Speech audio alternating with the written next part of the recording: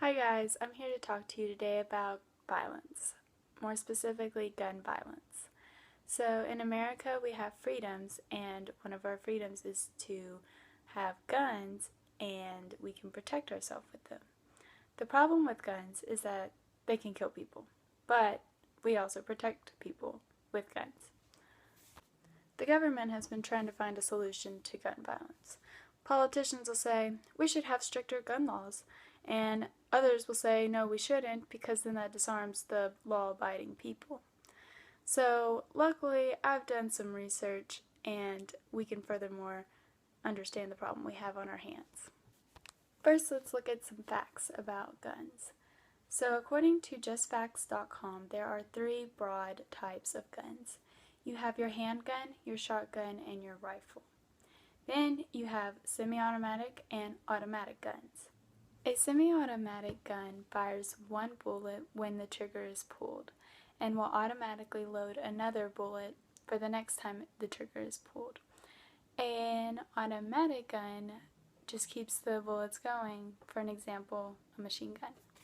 To give you a little background about how our laws came about, I found an article on npr.org that gives us the history. First, in 1791, the Second Amendment was passed, and it states, "A well-regulated militia, being necessary to the security of a free state, the right of the people to keep and bear arms shall not be infringed." In 1934, the NFA, National Firearms Act, was formed as a response to the gangsters during the Prohibition. They made a tax on automatic firearms, rifles, and shotguns. And in 1939, they banned the sawing off of guns because it left no forensic evidence. In 1968, Congress passed the Gun Control Act, which states that the interstate traffic needs to be taken control of because Lee Harvey Oswald assassinated JFK with the gun that he ordered through the mail. In 1986, the Firearms Owner Protection Act was enforced. This allows felons not to be able to have guns or ammunition. The problem with this is that, of course, I don't want evil people with guns, but if their purpose is to protect themselves, they should have that right still. Also, if someone is going to use a gun for an illegal purpose, is a law that says they cannot have a gun really going to stop them from getting a gun?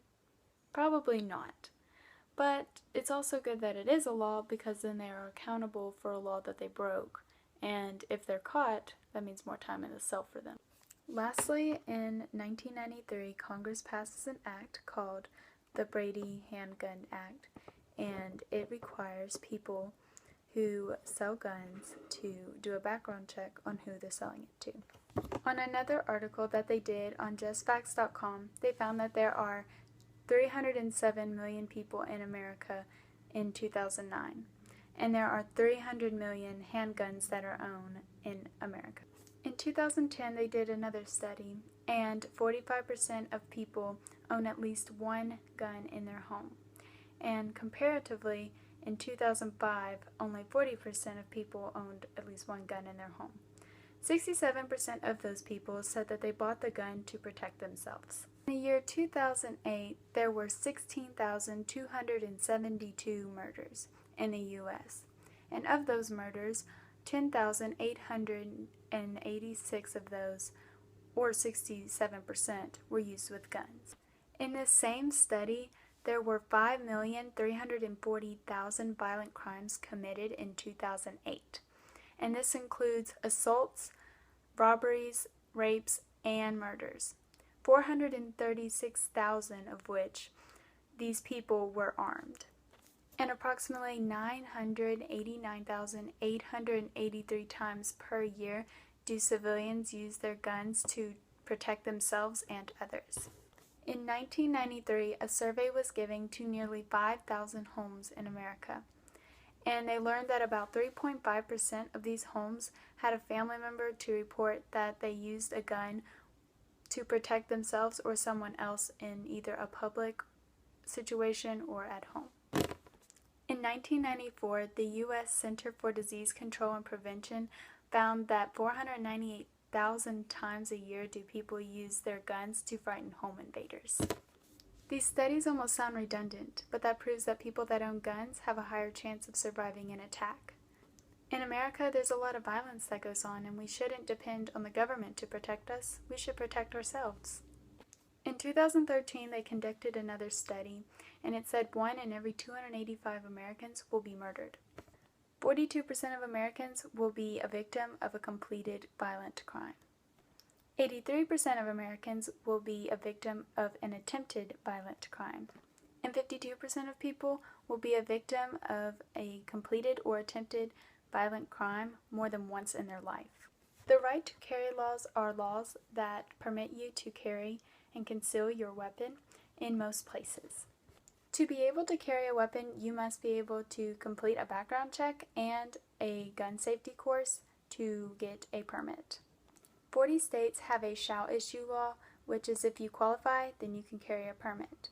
9 states have a may issue law, which is if you present a reasoning for carrying and you qualify, then you can have a permit. Only 1 state will not have a conceal carry law, which you cannot conceal and carry unless you are a police.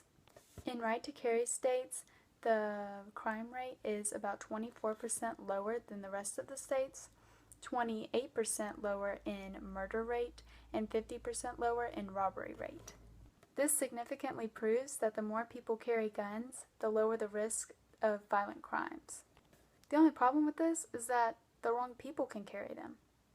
Is it really necessary to carry a loaded firearm to the grocery store?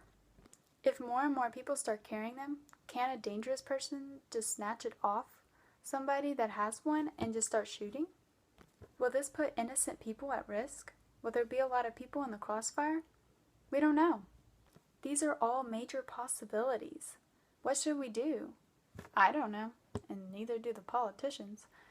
All I know is that this is a major issue and something needs to be done.